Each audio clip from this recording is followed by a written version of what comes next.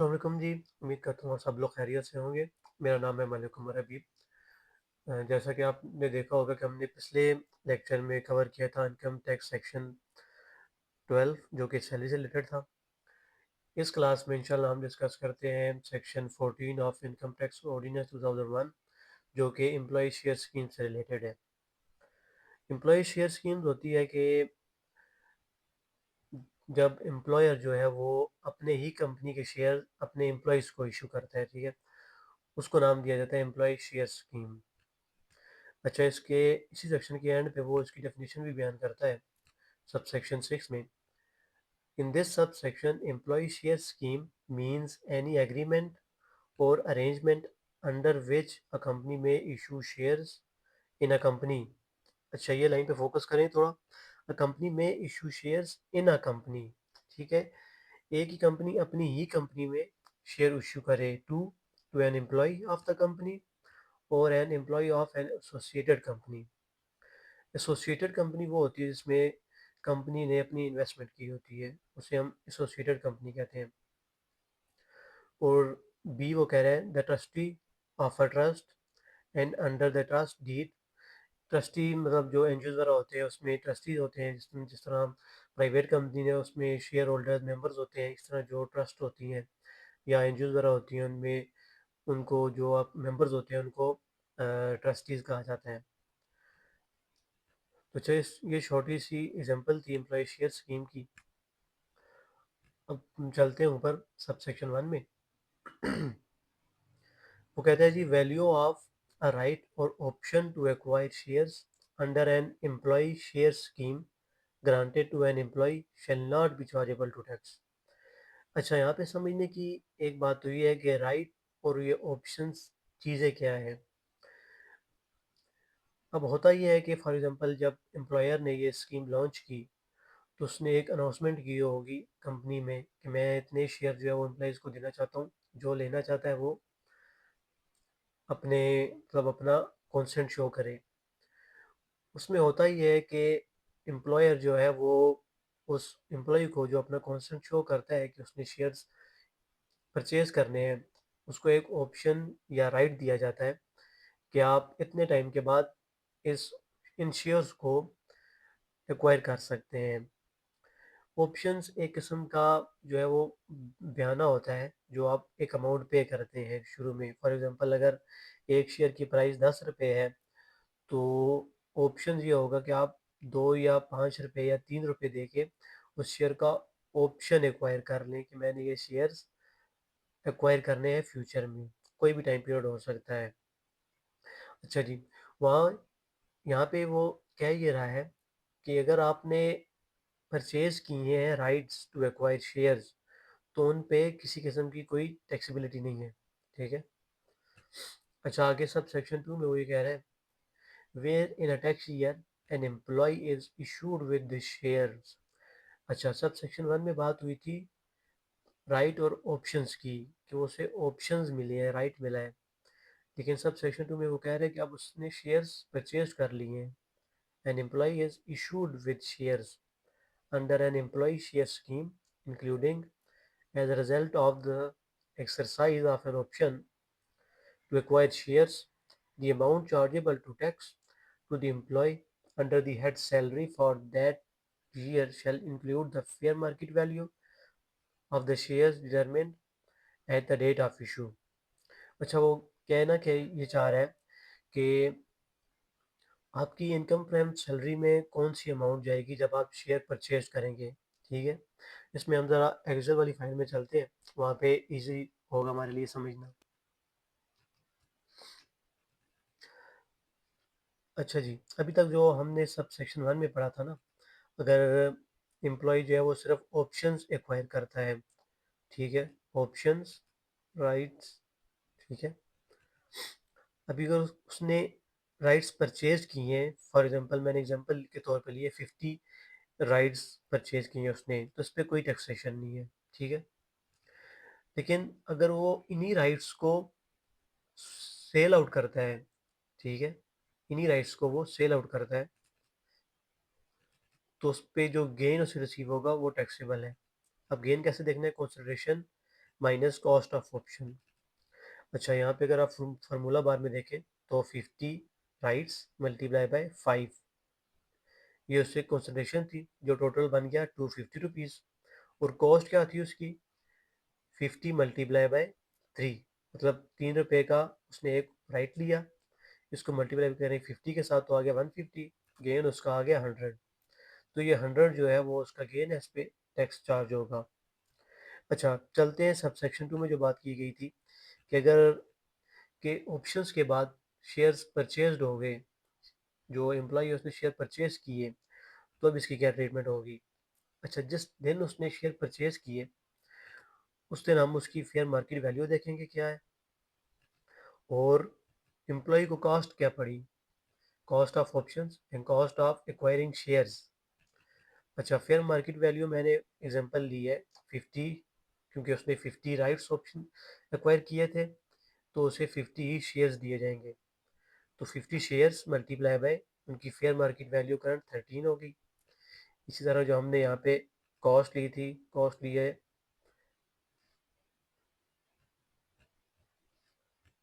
जी, हमने cost of option ली है, जो ये ऊपर आ रही है ना, कॉस्ट ऑफ ऑप्शंस 150 आ गई। शेयर्स क्या था, शेयर की प्राइस उसने 7 दी, मतलब 3 रुपये उसने पहले पे किए, 7 रुपये उसने बाद में पे किए। टोटल इन शॉर्ट में आपको बताऊं तो टोटल एक शेयर जो है वो उसे 10 रुपये का पड़ा, लेकिन उसी एक शेयर की जो मार्केट वैल्यू है वो है 13 रुपीज़। ठीक है, मतलब 3 रुपये का उसे पर शेयर गेन हुआ है। टोटल कॉस्ट आ गई हमारे पास, ये 150 प्लस 350 करेंगे तो टोटल कॉस्ट आ गई, और इस दोनों को माइनस करेंगे, fair market value minus total cost, तो ये जो गेन आ गया 150 का, ये उसकी है इनकम फ्रॉम सैलरी, जो इनकम फ्रॉम सैलरी में टैक्स होगी। ये हमने अभी सेल आउट नहीं किए, इस जब एम्प्लॉय ने परचेज किए हैं तो ये उस दिन की ट्रीटमेंट है। ठीक है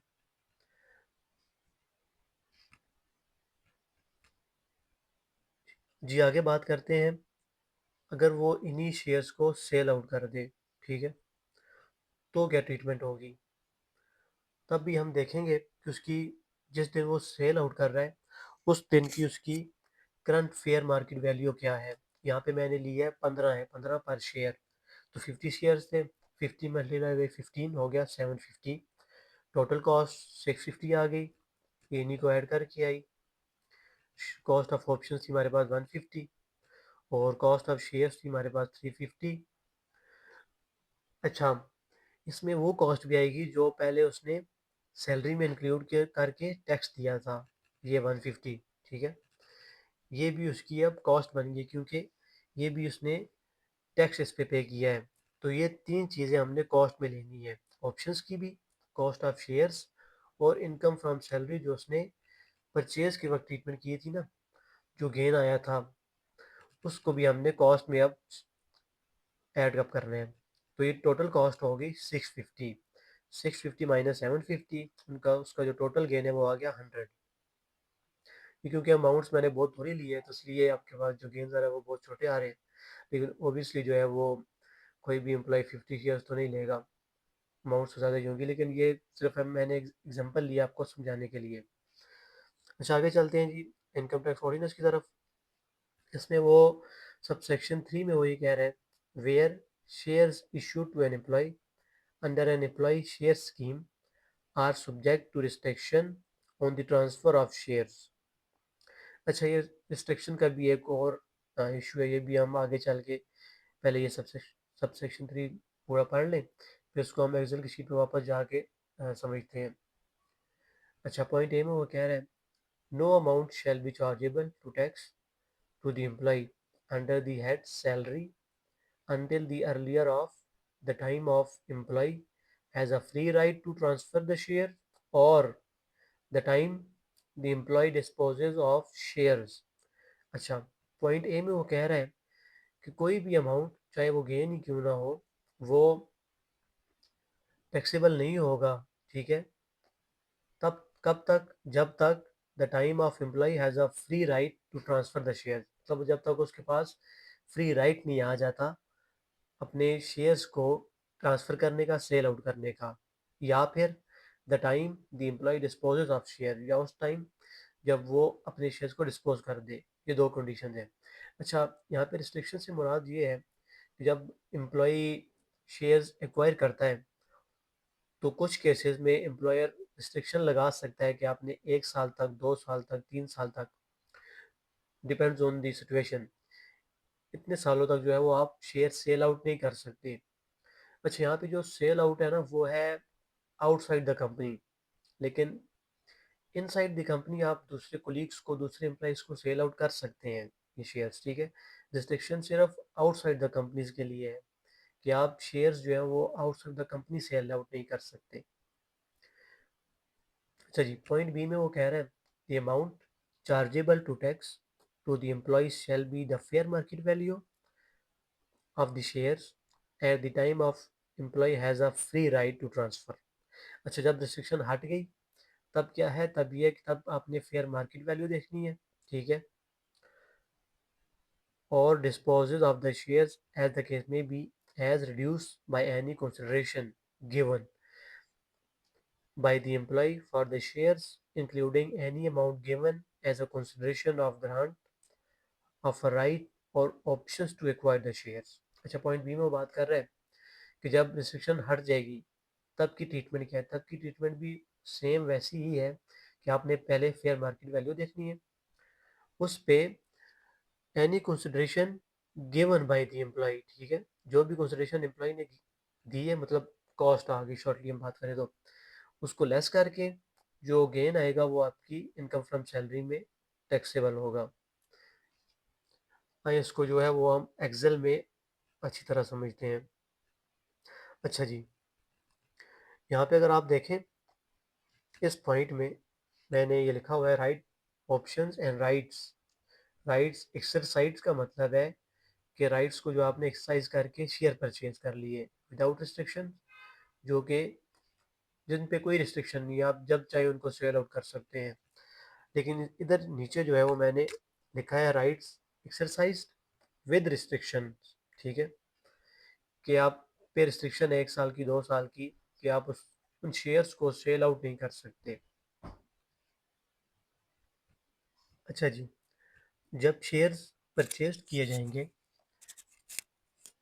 इन कंडीशन ऑफ रिस्ट्रिक्शन के ड्यूरेशन में, तो उन पे कोई टैक्सेशन नहीं है, मतलब कोई ट्रीटमेंट है ही नहीं, आपने कुछ भी नहीं करना। आगे चलते हैं व्हेन रिस्ट्रिक्शन रिमूव। जब रिस्ट्रिक्शन रिमूव हो जाए, मतलब आप सेल आउट कर सकते हैं आप शेयर किसी को भी, तब आपने यही सेम ट्रीटमेंट करना है। फेयर मार्केट वैल्यू देखनी है, करंटली क्या चल रही है, उसमें से कॉस्ट को माइनस कर देना है, और जो गेन आएगा वो इनकम फ्रॉम सैलरी में चार्जेबल होगा एज अ टैक्स, ठीक है। इसी तरह आगे चलते हैं, जब रिस्ट्रिक्शन हट गई और आपने शेयर सेल किए, जब रिस्ट्रिक्शन रिमूव होगी तब आपने शेयर सेल किए, ठीक है, इस चीज़ को माइंड में रखना है। यहाँ पे रिस्ट्रिक्शन हटी हुई है, you are free to sell, तब भी आपने यही सेम एंट्री करनी है। फेयर मार्केट वैल्यू करंटली देखनी है, जब आप सेल कर रहे हैं उस दिन की फेयर मार्केट वैल्यू क्या है, उसमें से आपने total cost, cost of options, cost of shares और इनकम फ्रॉम सैलरी में जो आपने अमाउंट डाली थी ये वाली 150, उसको भी आप कॉस्ट का हिस्सा बना के फिर मार्केट वैल्यू में से माइनस करेंगे। अगर तो गेन आ गया तो उस गेन पे टैक्स है, तो लॉस आ गया तो फिर कोई ट्रीटमेंट नहीं है, मतलब आपको कोई टैक्स नहीं देना। अच्छा, आगे बात करते हैं तब क्या होगा जब रिस्ट्रिक्शन, ड्यूरिंग रिस्ट्रिक्शन आप सेल आउट कर दें। तब मैंने आपको बताया ना कि रिस्ट्रिक्शन जो है वो आउटसाइड द कंपनी है, नॉट इनसाइड द कंपनी, मतलब आप इनसाइड द कंपनी दूसरे एम्प्लॉयज़ को सेल आउट कर सकते हैं वो शेयर्स। तब आपने करना ये है कि जिस दिन आप सेल आउट कर रहे हैं उस दिन की fair market value less total cost. अच्छा, आप टोटल कॉस्ट में सिर्फ, क्योंकि जब रिस्ट्रिक्शन है ना, अगर शुरू में जाएँ, शेयर आपने परचेज़ किए, ठीक है, रिस्ट्रिक्शन है, कोई ट्रीटमेंट नहीं हुई, ठीक है, उसके बाद उसी रिस्ट्रिक्शन के दौरान आप उन शेयर्स को सेल आउट कर रहे हो, ठीक है, ये पीरियड बीच में से काट दें। रिस्ट्रिक्शन अभी जारी है और आप उसी रिस्ट्रिक्शन के दौरान इन शेयर्स को सेल आउट करते हैं, चाहे सारे करते हैं या हाफ करते हैं। डिपेंड्स, लेकिन सिनेरियो जो है वो जितनी ट्रीटमेंट्स है वो सेम रहेंगी। लेकिन अगर ड्यूरिंग द रिस्ट्रिक्शन अगर आप इनको शेयर्स को सेल आउट करते हैं, तब आपने करंट की जो है वो फेयर मार्केट वैल्यू देखनी है, उस पे total cost, cost of options और कॉस्ट ऑफ शेयर्स वो डाल के जब आप माइनस करेंगे, तो जो आपके पास गेन आएगा ना, गेन, वो आपकी होगी इनकम फ्रॉम सैलरी, वो गेन नहीं है आपका, ठीक है। जहाँ पे हमने ऊपर डिस्कस किया था ना कि जब आप शेयर सेल आउट करते हैं, तो ये जो अमाउंट आती है आपके पास गेन, वो आपका गेन है, वो आपकी इनकम फ्रॉम सैलरी में टैक्सेबल नहीं है, वो है income from capital gain, income from capital gain के हेड में वो आएगा। लेकिन जब आप उसे परचेज करेंगे तब अगर कोई गेन आया तो वो इनकम फ्रॉम सैलरी है, ये आपने डिफरेंस याद रखना है। लेकिन अगर जब ड्यूरिंग रिस्ट्रिक्शन अगर आप सेल आउट कर रहे हैं ना, तो तब जो गेन आएगा वो आपकी इनकम फ्रॉम सैलरी में टैक्सेबल होगा। जी, उम्मीद करता हूँ आपको जो एक्सेल वाली चीज़ें हैं वो सारी समझ आई होंगी। उसका लिंक इंशाल्लाह जो है वो मैं डिस्क्रिप्शन में अटैच कर दूँगा। आप वहाँ से जाके उसको देख भी सकते हैं और डाउनलोड भी कर सकते हैं अपनी आसानी के लिए। अच्छा, हमने इसे सब सेक्शन 1, 2, 3 कवर कर लिया। आगे चलते हैं सब सेक्शन 4 की तरफ। इसमें वो बता ये रहा है कि कॉस्ट में कौन-कौन सी अमाउंट्स ऐड अप होंगी। जिस तरह हमने एक्सेल में डिस्कस किया कि कॉस्ट में आएँगी आपकी cost of options, cost of shares और इनकम फ्रॉम सैलरी। इन्हीं 3 चीज़ों को वो डिस्कस कर रहा है। The consideration if any given by an employ for the shares, share purchase के वक़्त। The consideration if any given by the employ for grant of right और options to acquire the shares. The amount chargeable to tax under the head salary. वही 3 चीज़ें हैं जो हमने Excel में discuss की। ठीक है, आगे चलते हैं सब सेक्शन 5 की तरफ। Where in a tax year an employee disposes of a right or options to acquire shares under an employee share scheme, the amount chargeable to tax to the employee under the head salary for that tax year shall include the amount of any gain made on disposal computed in accordance with formula given below। अच्छा, इसको भी हमने शुरू में discuss किया है, लेकिन इसको दोबारा एक नज़र, क्योंकि अभी ये बाद में आया, तो इसको हम वापस जाके दोबारा देख लेते हैं। अच्छा, सबसे ऊपर आएँ तो ये ऑप्शंस की मैंने बात की थी, तो साथ इसको डिस्कस किया था। जब आप ऑप्शंस परचेज़ करते हैं, शेयर्स नहीं, ऑप्शंस, ठीक है? ऑप्शंस परचेज़ करते हैं और उन्हीं ऑप्शंस को आप सेल आउट करते हैं, तो सेल की जो आपको कंसिडरेशन रिसीव हुई, मतलब जितनी अमाउंट आपको रिसीव हुई और कॉस्ट जितने में आपने खरीदे, उन दोनों का जो डिफरेंस है, वो आपका गेन है, वो आपका इनकम फ्रॉम सैलरी है। अगर मैं यहाँ पे इनकम फ्रॉम सैलरी कर दूँ तो वो ज़्यादा बेटर रहेगा। इनकम फ्रॉम सैलरी में वो टैक्सेबल होगा।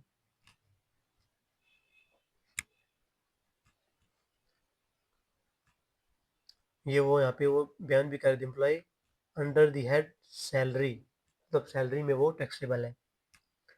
अच्छा, पॉइंट 6 जो है वो डेफिनेशन थी, इसको हमने पहले कवर कर लिया था। उम्मीद करता हूँ आपको ये सेक्शन भी समझ आया होगा। कोई क्यूरी हो, कोई क्वेश्चन हो, आप कमेंट में पूछ सकते हैं, और यहाँ नीचे मेरा नंबर भी शो हो रहा होगा, आप उस पर व्हाट्सएप कर सकते हैं। तो इंशाल्लाह हम उसे नेक्स्ट लेक्चर में कवर अप करेंगे। Thank you for listening. अल्लाह हाफिज़।